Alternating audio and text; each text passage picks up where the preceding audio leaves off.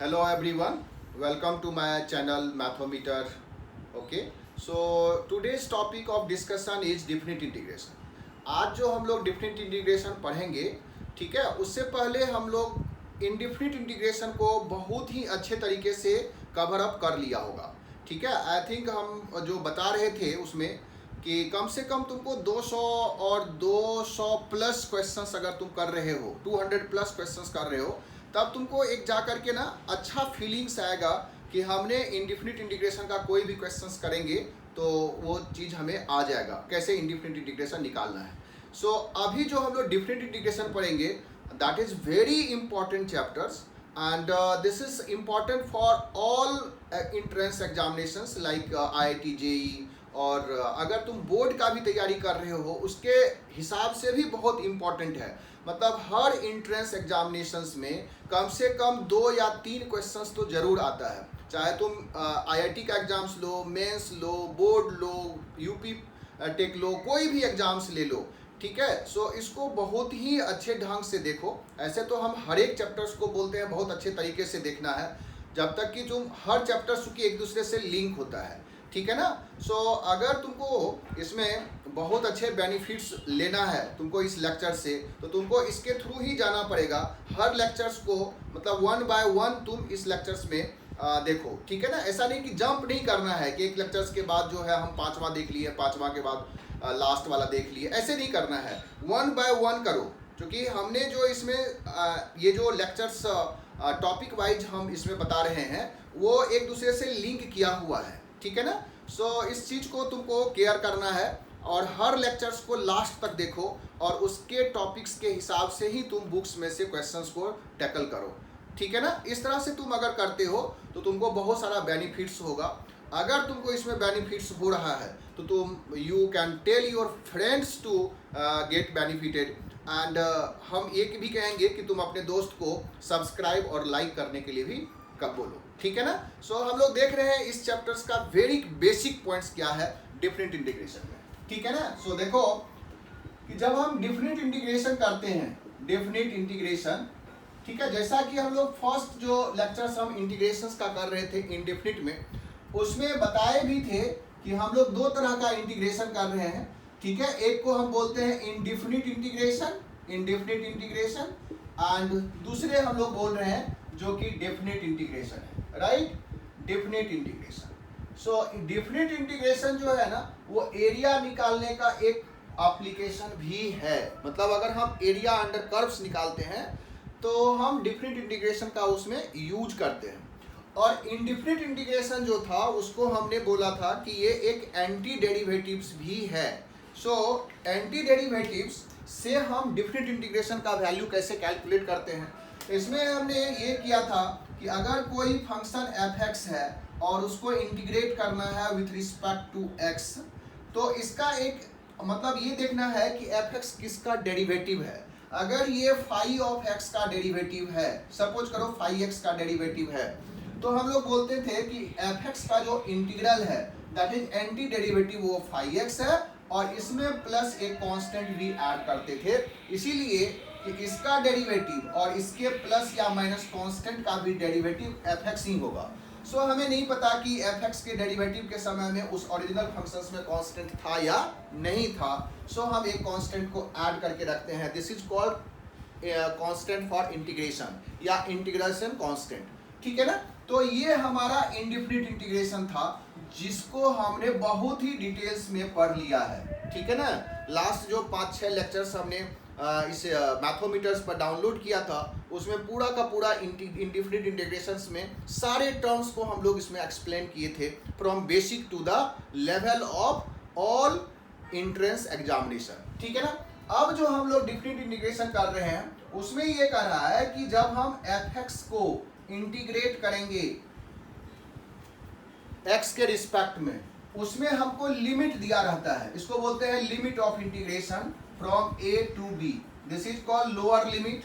इसको बोलते हैं हम लोग lower limit, lower limit. And इसको हम लोग बोलते हैं b को, दिस इज अपर लिमिट. ठीक है, अपर लिमिट. तो अभी जो हम लोग इसमें थोड़ा सा एक्सप्लेन कर रहे हैं कि अगर कोई फंक्शन f(x) ए से बी के बीच में, ध्यान से सुनो एक एक टर्म्स को, कोई एफ एक्स ए से बी के बीच में अगर कंटिन्यूअस है, ठीक है ना, F X must be continuous. A से बी जो इसका लिमिट दिया हुआ है उसके बीच में अगर फंक्शन कंटिन्यूअस है और एफ एक्स का एंटी डेरिवेटिव्स फाई एक्स है, this F X has anti derivative that is phi of X, तो इस डिफिनिट इंटीग्रेशन का जो वैल्यू होगा दिस इज नथिंग बट इस फाई एक्स के वैल्यू में हम लोअर लिमिट और अपर लिमिट के वैल्यूज को हम दिखाएंगे। मतलब x की जगह पर पहले अपर लिमिट पुट करो फाई ऑफ b माइनस फिर लोअर लिमिट पुट करो that is phi of a, this is called the value of this definite integration. Okay, so definite integration में हमेशा एक कांस्टेंट वैल्यू मिलता है, that constant value is nothing but the f of b minus f of a। Suppose यहाँ पर तुम्हें ये चीज लग रहा होगा कि यहाँ फाई एक्स प्लस सी क्यों नहीं लिखे, तो बिल्कुल फाई एक्स प्लस सी भी लिखेंगे, बट जब हम इसको सब्ट्रैक्ट करेंगे ना तो वो c का कोई मतलब नहीं रह जाता है। सपोज करो कि हम यहाँ पर सपोज कि f of x plus C है इसका anti derivative and we have to put this limit that is lower limit a to upper limit b। So when you put this b at in place of x, so this becomes phi of b plus c, same minus this is phi of a plus c. So finally हमको phi of b minus phi of a ही आएगा। So हमें इस c का कोई मतलब नहीं रहा। So हमेशा क्या करते हैं, इस c को लिखने की जरूरत नहीं समझते हैं, ठीक है ना। Although जब हम इंडेफिनिट इंटीग्रेशंस करेंगे तो ये c रहेगा, but in case of this definite integration ये c लिखने की जरूरत नहीं है, डायरेक्टली इसका एंटी डेरिवेटिव ढूंढना है और in this anti derivative you have to put the upper limit in place of x minus lower limit at place of x, ठीक है ना। So this is phi of b minus phi of a। तो तुम देखो कि ये जो वैल्यू है this value can be positive, zero और निगेटिव, एनीथिंग। सो इस डिफिनिट इंटीग्रेशन का वैल्यू हमेशा एक कांस्टेंट आएगा, जबकि इंडिफिनिट इंटीग्रेशन में हमको एक फंक्शंस का वैल्यू आता था, बिकॉज हम लोग जो उसमें फाइंड कर रहे थे वो हम एंटी डेरिवेटिव फाइंड कर रहे थे। यहाँ पर हम एंटी डेरिवेटिव नहीं फाइंड कर रहे हैं, एंटी डेरिवेटिव से हम वैल्यू कैलकुलेट कर रहे हैं। तो अब है कि ये जो वैल्यू है ये क्या रिप्रेजेंट करता है, तो कह रहा है कि अगर ये फंक्शन कंटिन्यूअस होगा, अब देखो इसमें कि अगर ये फंक्शंस कंटिन्यूअस है, फंक्शन एफ एक्स अगर कंटिन्यूअस है, ठीक है, तो इस फंक्शंस का जो ग्राफ होगा, सो अगर हम x बराबर a एक लाइन लेते हैं और x बराबर b एक लाइन लेते हैं, ठीक है, x बराबर a और x बराबर b, ये एक वर्टिकल लाइन और ये एक वर्टिकल लाइन, तो कह रहा है क्या कि इसमें जो एफ एक्स है वो कोई भी एक पर्टिकुलर पॉइंट्स पर, ठीक है, इसका अगर हम स्ट्रिप इस तरह से ले लें और इस फंक्शंस को एफ एक्स से रिप्रेजेंट कर रहे हैं इस हाइट को, और यहाँ जो छोटा सा हाइट है, विड्थ है, इसको अगर हम D X delta X tending to zero पर हम लोग इसको डी एक्स लिए थे, so F X into D X is the area of this small strips. तो इसमें हो क्या रहा है कि जब हम इस एफ एक्स को इस तरह से सिग्मा लगाते हैं, अब देखो यहाँ पर एक टर्म्स, ये सिग्मा मतलब जो इंटीग्रेशन का साइन है और ये जो सिग्मा है, इन दोनों में थोड़ा डिफरेंस है। एक्चुअल में दोनों में हम सम कर रहे हैं, ये जो साइन है ना ये भी समेशन का है और ये जो साइन है ये भी समेशन का है, लेकिन ये जब समेशन लगाते हैं तो इसमें हम टर्म वाइज ऐड करते हैं, जैसे कि 1 + 2 + 3 + 4, तो ये टर्म वाइज 1 को ऐड किए 2 के साथ, 2 को ऐड किए 3 के साथ। बट जब हम समेशन लगाते हैं ये इंटीग्रेशन का साइन, तो इसका मतलब होता है कि 1 से 3 या अगर है तो 1 से 3 के बीच में हर पॉइंट्स को ऐड करना, ठीक है, there are infinite points between any two points. So उस केस में हम क्या करेंगे, इंटीग्रेशन करेंगे। तो कह रहा है कि इस एफ एक्स डी एक्स को जब इंटीग्रेट करेंगे फ्रॉम दिस लिमिट x बराबर a टू x बराबर b, तो this gives the area of this curve with the vertical line x बराबर a to the vertical line x बराबर b with this x axis। Okay, so ये एक area का application है, मतलब area निकालने में भी इसका हम काम करेंगे, यूज करेंगे। तो ये जो हमारा एप्लीकेशन है fx का इंटीग्रेशन a से b के बीच में, तो ये यही टर्म्स हमको यहाँ पर रिप्रेजेंट करता है। तो अब है कि ये एरिया तो एक्चुअल में पॉजिटिव होगा, एरिया हमेशा एब्सोल्यूट वैल्यू होता है, बट अभी हम लोग इसको देख रहे थे कि जो fx dx है इसका a से b के बीच में ये जो वैल्यू है ये पॉजिटिव हो सकता है, जीरो हो सकता है, निगेटिव हो सकता है, तो उसका एक मैथमेटिकल सिग्निफिकेंस है जो हम लोग जब एरिया चैप्टर्स करेंगे तो वहाँ पर तुमको बताएंगे, ये एक्सप्लेन करेंगे कि इसका मैथमेटिकल सिग्निफिकेंस क्या है, इसका जो वैल्यू है वो जीरो क्यों आ रहा है, इसका वैल्यू निगेटिव क्यों आ रहा है, इसका वैल्यू पॉजिटिव क्यों आ रहा है, वो हम लोग एक्सप्लेन करेंगे अच्छे तरीके से, ठीक है ना।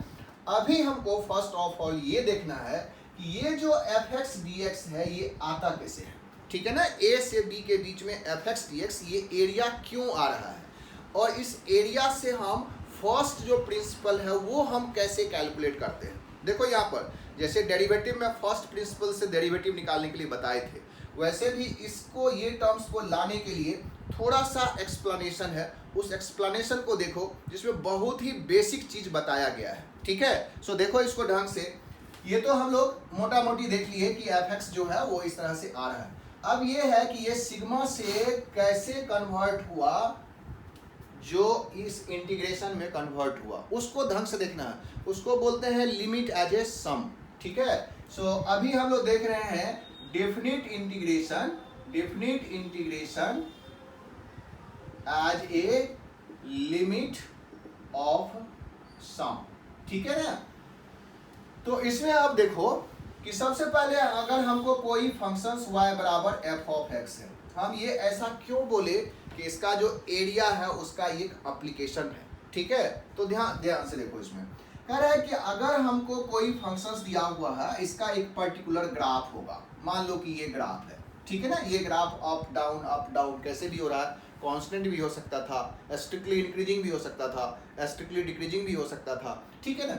इसमें हम लोग जो x बराबर a लाइन है उसको एक वर्टिकल लाइन की तरह दिखा रहे हैं, x बराबर a, और x बराबर b जो है वो इसका फाइनल पॉइंट्स है जो हम लोग यहाँ पर दिखा रहे हैं, ठीक है। ये बेसिक चीज है, इसको समझना है ढंग से। अब कह रहा है कि इसमें एक छोटा छोटा तुम स्ट्रिप्स इस तरह से ले लो, ठीक है। इस तरह से हम लोग छोटा छोटा स्ट्रिप्स बना लिए इस सारे फंक्शंस में, ठीक है, लास्ट तक। इस तरह से हम लोग लास्ट तक बना लिए, ठीक है, सारा बना दे रहे हैं। इसको चूंकि थोड़ा ढंग से समझ लोगे तो तुमको आगे जो कंसेप्चुअल क्वेश्चंस आता है ना, खास करके जो आईआईटी क्वेश्चंस पूछता है, जेई के एंट्रेंस में क्वेश्चंस पूछता है, वो बहुत ही कंसेप्चुअल पूछता है इस चैप्टर से। अब कह रहा है कि ये जो विड्थ है यहाँ से यहाँ तक, इस विड्थ को हम लोग ले रहे हैं कि a प्लस एच है, मतलब इस विड्थ का जो विड्थ है वो h यूनिट है, ठीक है ना। सो इस पॉइंट्स का जो कोऑर्डिनेट्स हुआ होगा वो a प्लस एच, जो सेकेंड पॉइंट थर्ड लाइन दिख रहा है ये a प्लस 2h, और सिमिलरली लास्ट पॉइंट जो दिख रहा होगा यहाँ पर ये आ गया होगा a plus n minus 1 into H. हमने क्या किया, a से b के बीच में n लाइन ड्रॉ कर दिया, ये जो लाइन है ना वो n है, और दोनों दो लाइन के बीच का जो लेंथ है जिसको हम विड्थ बोल रहे हैं वो h है, ठीक है। तो होता क्या है कि अगर तुम इस फंक्शंस के पार्ट्स को देखो तो अगर ये h छोटा है, बट कितना छोटा है, तो जो भी छोटा है अगर h की वैल्यू देखेंगे तो ये तुम्हारा b minus a upon n होगा, क्योंकि नंबर ऑफ स्ट्रिप्स जो है उसमें हम लोग n लिए हैं, और टोटल जो यहाँ से यहाँ तक विड्थ है वो b माइनस a है, तो b माइनस a को n से डिवाइड किए, मतलब a के बीच का जो विड्थ है वो h है। तुम देखो कि n कितना भी हो सकता है, लेकिन n अगर टेंडिंग टू इन्फिनिटी हो जाए, n टेंडिंग टू इन्फिनिटी हो जाए, ऊपर में तो कांस्टेंट वैल्यू है b माइनस a तो बदल नहीं रहा है, तो n अगर टेंडिंग टू इन्फिनिटी है इसका मतलब h टेंडिंग टू 0 हो जाएगा। तो इन केस अगर हम n बहुत ही बड़ा ले लेंगे, n tending to infinity, in that case h tending to 0 होगा। बट अगर n टेंडिंग टू इन्फिनिटी नहीं है, तुमको n जो है वो सर्टेन नंबर है, 100 है, 200 है, 300 है, तो उस केस में हमारा h टेंडिंग टू 0 नहीं है, वहाँ पर हमको कुछ ना कुछ विड्थ दिखेगा। जब वो विड्थ दिखता है तो यहाँ से अगर हम लोग इस पॉइंट्स को पकड़ लें और यहाँ से मिला दें तो ये जो स्ट्रिप है ये तुम्हारा क्या होगा, ये हमको एक रेक्टेंगुलर शेप दिख रहा है, ठीक है ना। हर जगह पर इसको अगर हम मिला देते हैं तो ये एक रेक्टेंगुलर शेप दिख रहा है, ठीक है। इस टर्म्स को मिलाते जब एक रेक्टेंगुलर शेप तुमको यहाँ पर दिखेगा। ये चीज को बहुत ही माइन्यूटली देखना है, ठीक है। इसमें बार बार बोल रहे हैं ये हमको एक रेक्टेंगुलर कह रहा है कि ये सारे रेक्टेंगल का जो एरिया है उसको तुम ऐड कर लो। तो सारे रेक्टेंगल को जब हम एरिया को ऐड करेंगे तो ये जो बीच में ऊपर में गैप बच रहा है उसका क्या होगा, ये जो गैप बच रहा है उसका क्या होगा, ठीक है ना। ये गैप भी तो बच रहा है।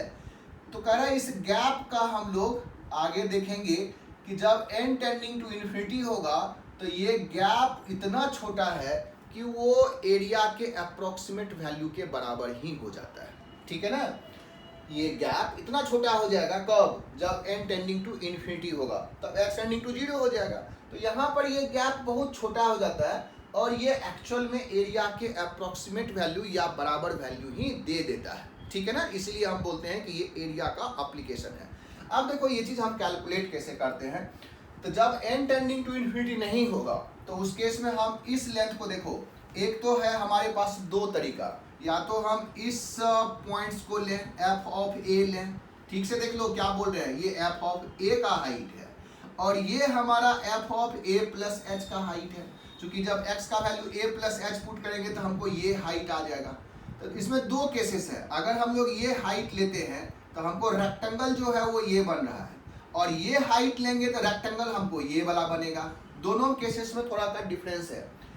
अगर हम लोग ये पॉइंट्स ये लाइन लेते हैं f ऑफ a, तब इस लाइन के हिसाब से ही रेक्टेंगल हम लोग बनाएंगे। लेकिन जब हम a प्लस h लेंगे तब ये रेक्टेंगल बनाएंगे। इस रेक्टेंगल में थोड़ा एरिया बच रहा था और इस रेक्टेंगल में थोड़ा एरिया ज्यादा हो रहा था, ठीक है। तो कह रहा है कि तुम कुछ भी लो, जब x टेंडिंग टू 0 हो जाएगा तो वो इतना छोटा है कि वो तुमको एरिया के अप्रोक्सीमेट वैल्यू या बराबर वैल्यू दे देगा। लेकिन अगर x टेंडिंग टू 0 नहीं होगा, मतलब n टेंडिंग टू इन्फिनिटी नहीं होगा, तो उस केस में जो एरिया हम इंटीग्रेट करके निकालेंगे वो या तो थोड़ा सा छोटा होगा या उससे थोड़ा बड़ा होगा। अब देखना है तुमको इस चीज को कैसे हम कैलकुलेट करते हैं। देखो तो ये फंक्शन हमारा f(x) है। हमने क्या किया, पहले f ऑफ a लिया, मतलब ये वाला लाइन लिया और इसमें हम h से मल्टीप्लाई कर दिया, मतलब हाइट इंटू विड्थ ले लिया। तो ये हो गया हमारा रेक्टेंगल का एरिया। ऐसे छोटे छोटे जो रेक्टेंगल्स है उस सारे रेक्टेंगल्स को हम लोग ऐड कर देते हैं, ठीक है। सो दूसरा आ जाएगा f of a plus h, f of a plus 2h, ठीक है, एंड सो ऑन। तो जब हम लोग यहाँ से शुरू करेंगे फर्स्ट लाइन तो n हो जाएगा इससे पहले वाले, मतलब ये हो जाएगा f of a plus n minus 1 into h, ठीक है। इस h को हम लोग बाहर कर देते हैं ब्रैकेट के, सो दैट कि ये सब में मल्टीप्लाई है। यही हमारा इस सारे रेक्टेंगल्स का सम है। क्लियर हो गया क्या। जब ये पॉइंट्स में n टेंडिंग टू इन्फिनिटी हो जाएगा तो यही कह रहा है कि कन्वर्ट हो जाता है एरिया में, जो a से लेकर के b f(x) dx में कन्वर्ट हो जाता है। तो पहले तुमको वो कन्वर्शन बता रहे हैं और फिर तुमको हम बताएंगे कि कैसे ये पॉइंट्स में हम लाते हैं, ठीक है। देखो यहाँ से तो h, ठीक है, इसको हम लोग लिख सकते हैं f of a plus n minus 1 into f of, इसको लिख दो h 2h 3h, यहाँ पर हम लोग लिख रहे हैं RH। ध्यान से देखो RH, और यहाँ पर हम मल्टीप्लाई कर रहे हैं h के साथ जो बाहर है, और इसी को हम लोग बोलते हैं इस तरह से सिग्मा नोटेशन से, ठीक है। अब सिग्मा में देखो r की जो लिमिट्स है वो यहाँ पर 0 है, यहाँ 1 है, यहाँ 2 है, अप टू n माइनस 1 है। तो r का लिमिटिंग वैल्यू हो गया 0 से लेकर के n माइनस 1 तक, राइट। मतलब इस क्वांटिटी को हम ऐसे लिख सकते हैं h f of a plus RH, r की वैल्यू 0 से लेकर के n माइनस 1। लेकिन अगर हम लोग इसमें सेकेंड क्वांटिटी लेते हैं, जैसा कि हम लोग अभी बता रहे थे तुमको, इसको देखो, जब हम लोग इसमें सपोज करो यहाँ लिख रहे हैं, ठीक है, f of a plus h लिए, मतलब अब हम लोग पहला नहीं लेकर के दूसरा लाइन हम लोग कंसीडर किए और उसमें h से मल्टीप्लाई किए, ठीक है। फिर h को बाहर से मल्टीप्लाई करो, f of a plus 2h, तो लास्ट में कौन सा लाइन दिखेगा, b वाला लाइन दिखेगा। हम लोग ये वाला लाइन को लिए और यहाँ से यहाँ तक लिए, तब हम लोग ये एरिया को कैलकुलेट कर रहे थे। तो ये आ जाएगा f ऑफ b, ठीक है, इंटू h। अब इसको हम लोग लिख सकते हैं कि इसमें f of A plus R H हो गया, और आर की जो वैल्यू है इंटू एच बाहर में है, ठीक है। आर की वैल्यू अब 1 से लेकर के n तक है, क्योंकि बी जो है ना, बी को हम लोग लिख सकते हैं NH प्लस ए, ठीक है। यहाँ से देखोगे तो ये जो बी है this is nothing but A plus NH है, ठीक है। सो यहाँ पर अगर हम इसको रिप्लेस करना चाहेंगे तो ए प्लस NH हो जाएगा, ठीक है, NH, ठीक है। तो a प्लस आर एच लिखें, r जो है वो वेरिएबल है 1 से लेकर के n तक। सो h into F of a plus R H लिखो, r की वैल्यू 1 से लेकर के n तक लिखो, या f of a plus R H लिखो h टाइम्स r की वैल्यू 0 से लेकर के n माइनस 1 लिखो। देखो अगर इसमें h टेंडिंग टू 0 होगा तो इसमें और इसमें कोई फर्क नहीं होगा। ध्यान देखना, अगर हम h टेंडिंग टू 0 ले रहे हैं, मतलब n टेंडिंग टू इन्फिनिटी ले रहे हैं, तो इससे जो हम सम करके निकालेंगे और इससे जो हम सम करके निकालेंगे उसमें फर्क नहीं पड़ेगा। लेकिन अगर h टेंडिंग टू 0 नहीं होगा, n टेंडिंग टू इन्फिनिटी नहीं होगा, तब इससे जो एरिया आएगा, इससे जो सम आएगा, इस दोनों में फर्क पड़ेगा, ठीक है ना। इन दोनों में डिफरेंस होगा।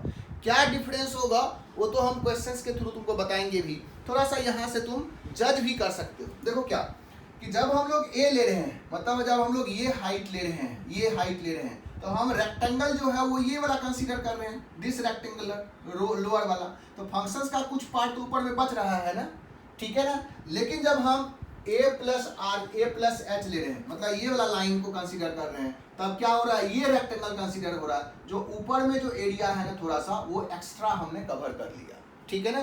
तो ये दोनों केसेस में जो एरिया आ रहा है, मतलब इसका सम और इसके सम में जब h टेंडिंग टू 0 होगा तो कोई डिफरेंस नहीं होगा, बट h टेंडिंग टू 0 अगर नहीं होगा, मतलब सर्टेन नंबर्स ही तुमको दिया हुआ है, n टेंडिंग टू इन्फिनिटी नहीं दिया हुआ है, तब उन दोनों में डिफरेंस आएगा, ठीक है। तो वो तो जब हम लोग क्वेश्चंस करेंगे तो वहाँ तुमको बताएंगे कि यहाँ पर ये डिफरेंस है।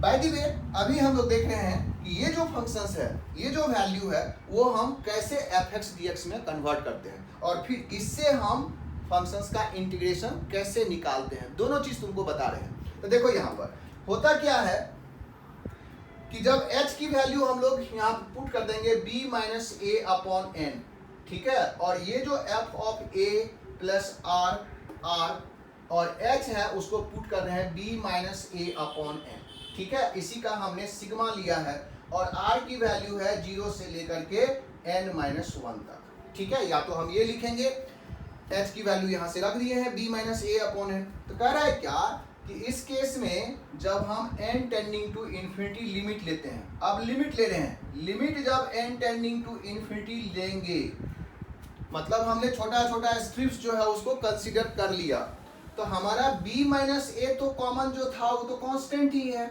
लेकिन ये जो 1 अपॉन n है, ठीक है, 1 अपॉन n है, तो वो क्या हो जाएगा, टेंडिंग टू 0, और जिसको हम लोग डेल्टा x या dx बोलते हैं, ठीक है। तो यहाँ पर ये टर्म्स आ गया dx, ठीक है, 1 अपॉन n जो था वो dx में कन्वर्ट हो गया। फिर से देखो h वेरिएबल था, ये जो विड्थ है ना इसी को हम लोग डेल्टा x लिए थे, डेल्टा x जिसको हम लोग h बोल रहे हैं, और डेल्टा x जब टेंडिंग टू 0 है तो उसी को dx बोले थे, ठीक है। सो ये जो डेल्टा x था ना वही जब टेंडिंग टू 0 है तो dx है। अभी h लिए हैं, h और डेल्टा x बराबर है, मतलब जब x tending to 0, delta x tending to 0 है तो इस h को हम dh बोल रहे हैं, dx बोल रहे हैं। सो 1/n जो है वो dx है, क्योंकि ये x एक्सिस है, ठीक है। यहाँ पर a plus b minus a तो है ही, r/n जो है, अब r/n देखो, r/n क्या होगा, तो वो जो h है ना वो डिफरेंट पॉइंट्स पर अलग अलग आ रहा है, तो r/n ही x है, मतलब इसका जो आर्गुमेंट है वो r/n है, तो यहाँ पर क्या आ जाएगा वो x, ठीक है, और 1/n क्या हो गया, दैट इज dx, ठीक है। और यही हमारा सिग्मा था, जो सिग्मा है वो कन्वर्ट हो गया इंटीग्रेशन में। सिंबल देखो चेंज हो गया, अब ये सिंबल हम लोग लगा रहे हैं जब n टेंडिंग टू इन्फिनिटी है, तो b minus A as it is है, 1 अपॉन n जो है वो dx हो गया, ये जो f of a plus r/n जो है वो x हो गया, b minus A constant as it is रह गया। ये वाला पार्ट हमको आ रहा है, मतलब ये सिग्मा कन्वर्ट हुआ इस इंटीग्रेशन में। सिंबल देखो सिर्फ चेंज हुआ है, यहाँ पर स्ट्रिप्स को हम ऐड कर रहे थे, अब एस्ट्रिप से हम लोग आ गए कि सारे टर्म्स यहाँ से लेकर के यहाँ तक सबको ऐड अप कर रहे हैं।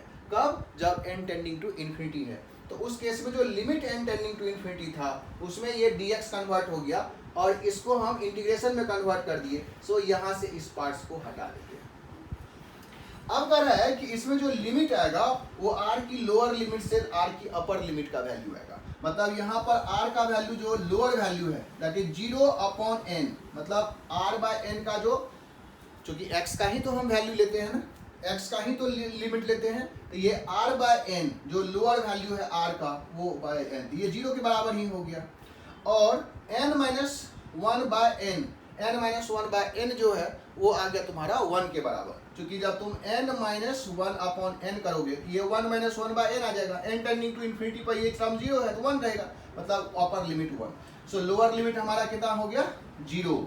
अपर लिमिट क्या हो गया इसमें? 1। ये टर्म्स हम कब लिखे? जब n टेंडिंग टू इन्फिनिटी है। b माइनस a कॉन्स्टेंट है, a plus b minus a into x term. यही हमारा केसेस आता है 0 से a, b minus a, f of a plus b minus a into x dx।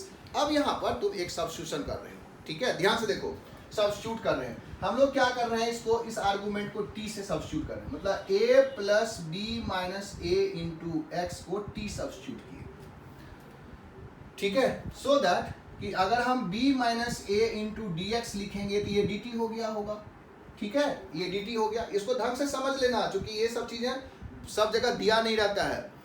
So a plus b minus a into x dt हो गया, तो इसको differentiate किए b minus a dx dt हो गया।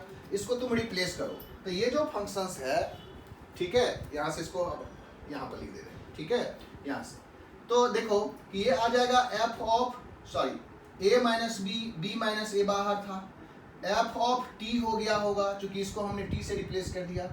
dx की जगह पर आ गया होगा dt upon b minus a, ठीक है, और लिमिट हमारा अब t में आ जाएगा, क्योंकि हमने कंसीडर कर लिया इस फंक्शंस को t, तो अब हमारा वेरिएबल हो गया dt।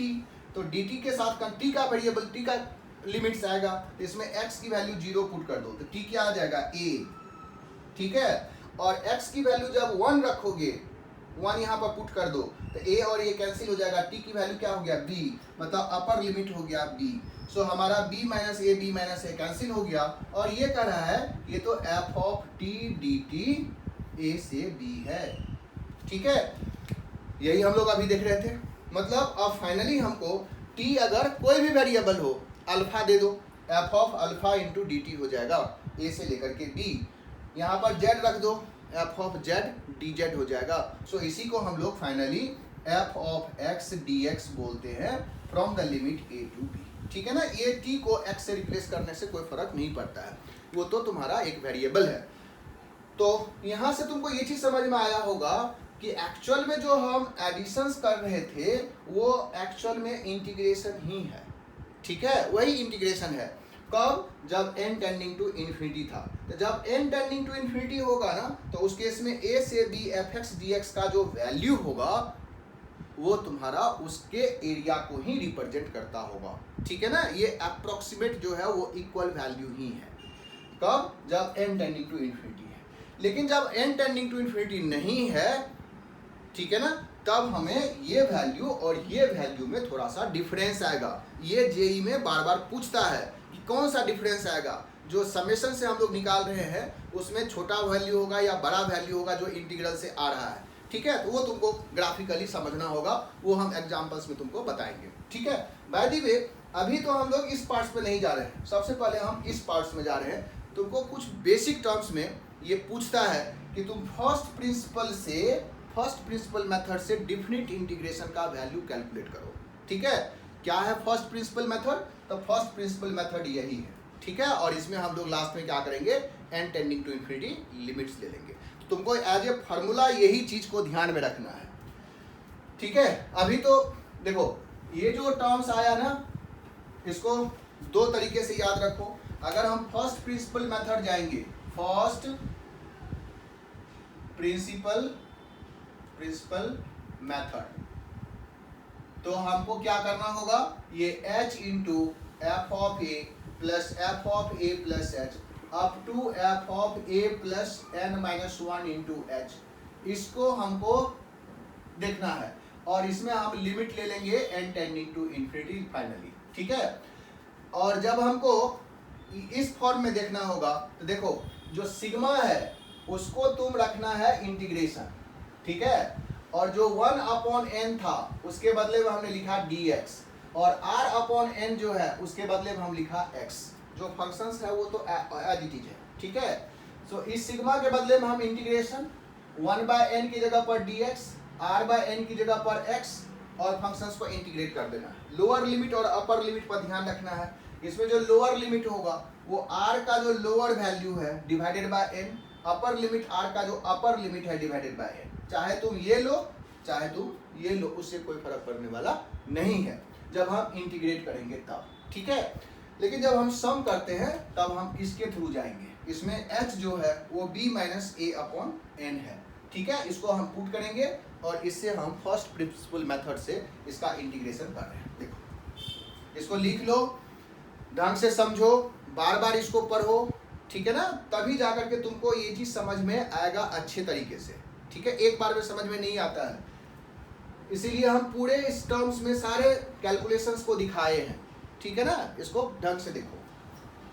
चलो अब हमको जब समेशन करेंगे तो तुमको इसमें थोड़ा सा जो सीरीज का वैल्यू है ना वो भी तुमको आएगा सीरीज में। जैसे कि तो यहाँ लिख दे रहे हैं, जैसे कि सीरीज में हम लोग 1 + 2 + 3 अप टू n तक करते हैं। इसका सम आ जाता है n × n + 1/2। इसको याद रखो, 1 square 2 square 3 square up to n square, n × n + 1 × 2n + 1/6। फिर आता है 1 क्यूब + 2 क्यूब + 3 क्यूब से लेकर के n क्यूब। इसका सम हो जाता है n × n + 1/2 का whole square, that is sigma n। इसको हम सिग्मा n भी बोलते हैं, ये सिग्मा n स्क्वायर भी बोलते हैं, इसको सिग्मा n क्यूब भी बोलते हैं। नहीं, ये सब टर्म्स तुमको याद रखना है। थोड़ा सा तुमको ट्रिगोनोमेट्री में भी ये बताए थे, साइन का सीरीज, कॉस का सीरीज, तो उसको भी याद रखो तो ठीक रहेगा। जैसे sine of a plus sine of a plus h, फिर sine of a plus 2h up to sine of a plus n minus 1 into h। यही इसी तरह से alpha beta, alpha plus 2 beta, इस तरह से बताए थे। इसका सम हो जाता है sine a plus n minus 1 h/2 sine nh/2 whole divided by sine h/2। ये तुमको जरूरत पड़ेगा।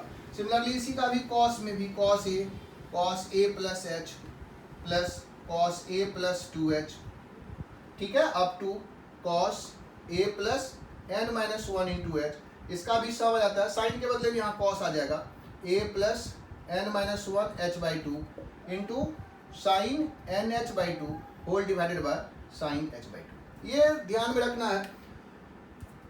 इन जो रेशियो एंड आइडेंटिटी चैप्टर है ना, उसके लास्ट लेक्चर्स में सारे सीरीज का सम करवाए थे।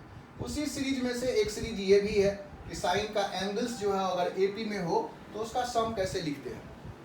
तो बाय द वे तुमको यहाँ से रिकॉल करवा दिए, ये sine of a plus n minus 1 h/2 sine nh/2 sine h/2 होगा, कॉस a प्लस कॉस, इसका सम यहाँ पर साइन, यहाँ पर cos a plus n minus 1 h/2, इन दोनों में साइन ही रह जाएगा, साइन nh/2 साइन h/2, ठीक है। उसके साथ तुमको जैसे कि AP का सम है वो तुम लिख सकते हो, जैसे a plus d plus a plus 2d so on a plus n minus 1 into d। ये सम आ जाता है n/2 और 2a plus n minus 1 into d। ये सम तुमको याद होगा, AP का सम है। उसके बाद तुम GP का भी सम याद रखो, जैसे ar square ar cube up to ar की पावर n माइनस 1 ar, ठीक है। इसका सम हो जाता है a 1 माइनस r की power n by 1 minus r जब mod of r less than 1 है, और a r की power n minus 1 by r minus 1 जब r का value mod of r greater than 1 है। r बराबर 1 के लिए ट्रू नहीं है, ठीक है। तो इस तरह से हम सम निकाल सकते हैं। इसमें अगर हम लोगों को इस केस में खास करके जब mod of r less than 1 है, n टेंडिंग टू इन्फिनिटी होगा, तो r की पावर n जो होगा वो टेंडिंग टू 0 होगा, तो सम ऑफ इनफिनाइट आ जाता है a बाय 1 माइनस r, ठीक है। ये n टर्म्स तक का सम है जिसको Sn बोलते हैं, ये इनफिनाइट टर्म्स का सम है जिसको हम S इन्फिनिटी बोलते हैं। तो ये इसी केस में पॉसिबल होगा। इस केस में ये पॉसिबल नहीं है कि r का वैल्यू ग्रेटर देन 1 हो और ये सीरीज बढ़ते जाए तो उसका हम इनफिनिट टर्म्स तक का सम कैलकुलेट कर सकते हैं। तो these are the cases of series, ठीक है ना, जिसका हम लोग यूज करते हैं। सो वन केस हम लोग ले रहे हैं जिससे हम इसको निकाल सकें। सपोज करो कि कोई भी तुम एक छोटा सा एग्जाम्पल्स ले रहे हैं, उस एग्जाम्पल्स के थ्रू तुमको इसमें बता रहे हैं कैसे हम फर्स्ट प्रिंसिपल से निकालते हैं। ऑल्दो ये फर्स्ट प्रिंसिपल मेथड जो है वो जेई में तो नहीं पूछता है, बट बोर्ड के एग्जाम में कभी कभी आता है। जैसे कि अगर हमको मान लो कि यहाँ दे दे x+2 ही एक टर्म्स है, 0 से लेकर के 2 के बीच में इंटीग्रेट करो, ठीक है, 0 से 2 के बीच में। तो तुम देखो x+2 तो ये बहुत सिंपल है, जैसा हम लोग बताए इसका एंटी डेरिवेटिव हो जाएगा x² 2 + 2x, और इसमें हम 0 से 2 रखेंगे अगर, तो 2 इसमें पुट करो तो 4/2 + 4, और 0 पुट करोगे तो 0 आ जाएगा -0, तो ये आ जाएगा 2 + 4 दैट इज 6। मतलब इसका आंसर तो 6 है। पहले अपर लिमिट पुट किए 2 x की जगह पर, ये 4/2 × 4 आ गया, और 0 पुट करेंगे तो ये टर्म्स 0 हो जाएगा। सो इसका जो इंटीग्रल वैल्यू है वो 6 है। ये है तुमको जो एंटी डेरिवेटिव से हमको कैलकुलेट होता है। बट अगर तुमसे पूछ रहा है कि फर्स्ट प्रिंसिपल मेथड से निकालो, तो देखो फर्स्ट प्रिंसिपल मेथड्स में अब फंक्शंस हमारा ये हो गया, ठीक है, fx क्या हो गया, x+2 हो गया, a की जगह पर क्या हो गया 0, b की जगह पर क्या आ गया 2, ठीक है। अब इसके तरह हिसाब से हम लोग रख देंगे, h क्या हो जाएगा, h हो जाएगा b - a/n। यहाँ पर h जो है वो b - a/n था, तो हम लोग क्या करेंगे, 2/n हो गया h, ठीक है। इसमें f(a) रखेंगे, तो f(a) की जगह पर f(0) हो गया, प्लस f(h) हो गया, प्लस f(2h) हो गया, and so on fn-1 × h हो गया, क्योंकि a तो 0 था। अब यहाँ से हम लोग कैलकुलेट करेंगे, दैट इज 2/n, ठीक है ना। f(0) तो यहाँ देखो 0 पुट करोगे तो 2 आ जाएगा, f(h) तो ये h+2 आ जाएगा, f(2h) तो ये 2h+2 आ जाएगा, एंड सो ऑन n-1, ये n-1 × h+2 आ जाएगा, ऐसे आ जाएगा। तो तुम देखो कि ये h तो एक साथ आ रहा है, ये 2 सब में आ रहा है, कितना बार 2 हो गया, n बार, तो हम इसको सेपरेट कर देते हैं, ये आ गया 2n, ठीक है ना। 2 जो है वो n बार ऐड हो गया था 2n। h कितना बार ऐड हुआ, n-1 बार, तो n-1 बार h को ऐड कर रहे हैं, तो n-1, या इसको ऐसे कर दो कि h कॉमन ले लो, ये 1 से 1 + 2 से लेकर के n-1 तक का सम आ गया, ऐसे हम लिख सकते हैं। ये h को तो 2/n हम लोग लिख ही दिए, ठीक है। यहाँ पर b - a, ये भी h 2/n है, तो सो सिंप्लीफाई कर दो, इसको आगे इसमें मल्टीप्लाई कर दो, ये आ जाएगा 4, ये दोनों n कैंसिल हो गया, प्लस 2/n, h फिर से 2/n, ठीक है, और इसका सम लिख दो, क्योंकि ये सम है 1 से लेकर के n-1 तक का। तो अभी हम तुमको 1 से लेकर के n तक का सम बताए थे, n × n + 1/2, n-1 तक का सम लिखना है, ये आ जाएगा n-1 × n/2, ऐसे आ जाएगा। तो तुम देखो यहाँ से एक 2 और ये 2 कैंसिल हो गया, ये आ गया 4 + 2 जो n² है उसको अंदर ले जाओ, ये आ जाएगा n² - n/n², और याद होगा इसमें लिमिट हो गया क्या, n टेंडिंग टू इन्फिनिटी, ठीक है, n टेंडिंग टू इन्फिनिटी। तो n टेंडिंग टू इन्फिनिटी पर इसका लिमिटिंग वैल्यू कितना हो जाएगा, n² से डिवाइड कर देना है, याद होगा दोनों का ऊपर और नीचे जो है सेम डिग्री है, तो n² से डिवाइड कर दो, तो ये आ जाएगा इसका लिमिटिंग वैल्यू 1। सो हमें वैल्यू कितना मिला, 4 + 2 दैट इज 6। ये तरीका है, मतलब इसको बोलते हैं फर्स्ट प्रिंसिपल मेथड। तुमको कोई भी फंक्शंस दिया रहेगा, यहाँ पर जो फंक्शंस है वो fx हो गया, ये लिमिट दिया रहेगा a से लेकर के b के बीच में, और ये वाला वैल्यू हमको पुट कर देना है। जैसे ही पुट करोगे ना, ये हमेशा एक सीरीज आएगा, उसका सम करो, h जो है वो b - a/n रखो, जब h n tending to infinity हो जाएगा तो उसका लिमिट निकाल लो, तुमको एक्चुअल वैल्यू आ जाएगा। करेक्ट, देखो ये वैल्यू और ये वैल्यू तो सेम ही है ना, चाहे हम इससे निकालें चाहे हम ऐसे करके निकालें, तो जब भी ये n टेंडिंग टू इन्फिनिटी है तो कह रहा है कि ये हमेशा वैल्यू बराबर देता है। So that is the application of definite integration, ठीक है, जिसमें हम लोग फर्स्ट प्रिंसिपल, इसी को बोलते हैं first principle, this is called first principle, ठीक है। और ये हमारा एंटी डेरिवेटिव से वैल्यू आता है, ठीक है। तो नेक्स्ट जो लेक्चर्स हम लोग लेंगे, अभी इसको यहीं पर छोड़ दे रहे हैं, इसमें तुम क्वेश्चंस कर लो, ये सब क्वेश्चंस तुमको एनसीईआरटी वाले बुक्स में मिलेगा, ठीक है। हमको जेई वाले सिलेबस में ये आता भी नहीं है, बट तुम्हारे नॉलेज के लिए तुमको आना चाहिए, कैसे आ रहा है, क्यों आ रहा है, ठीक है ना, इसका कंसेप्ट तुमको बिल्कुल क्लियर होना चाहिए। नेक्स्ट लेक्चर्स में हम इसी का दूसरा पार्ट्स देखेंगे, जो लिमिट एज ए सम से हम लिमिट कैलकुलेट करते हैं, ठीक है। उसमें तुमको बताएंगे कि जो n टेंडिंग टू इन्फिनिटी अगर नहीं दिया हुआ है तो कैसे हम कैलकुलेट करते हैं और कैसे हम जज करते हैं कि विच ऑप्शन इज करेक्ट, ठीक है ना। तो next lecture is very important. तो हम लोग यहीं पर इसको छोड़ रहे हैं। Okay, bye, take care.